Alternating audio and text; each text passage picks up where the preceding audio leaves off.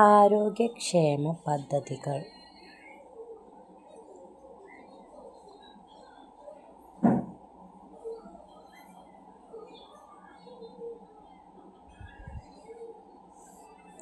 First വണ്ണാണ്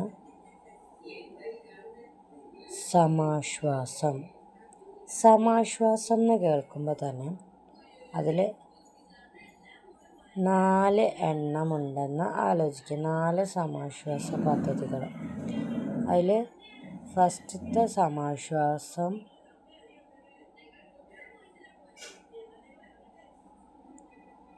സമാശ്വാസ പദ്ധതി 1 നമുക്ക് കൊടുക്കുന്നത് അത് ലഭ്യമാകുന്നവരാരെന്ന് വെച്ചിട്ടുണ്ടെങ്കിൽ വൃക്ക രോഗികൾക്കാണ്.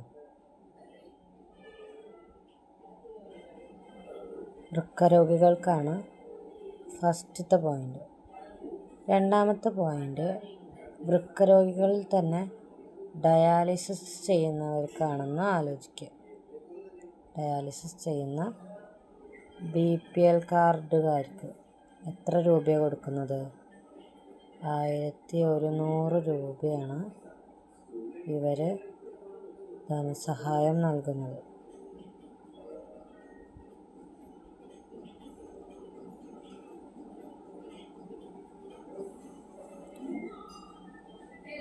ഇനി സമാശ്വാസം പദ്ധതി 2.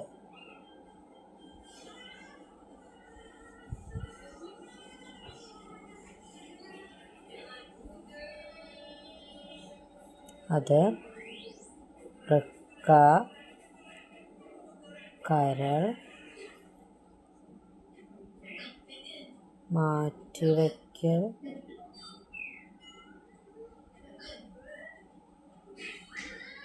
ശസ്ത്രക്രിയ നടന്നിട്ടുള്ള രോഗികൾക്കാണ് കേട്ടോ. ഇത് 5 വർഷം വരെയാണ് ഇത് അനുവദിച്ചിട്ടുള്ളത് കേട്ടോ. ഇതിൽ കിട്ടുന്നത് എത്ര രൂപയാണ്? 1000 രൂപയാണ്. ഇനി മൂന്നാമത്തത്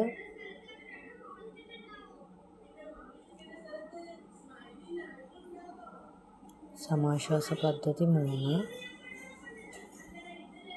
ഹീമോഫീലിയ ബാധിച്ചിട്ടുള്ളവർക്കാണ്. അത് 1000 രൂപയാണ് കിട്ടുന്നത്.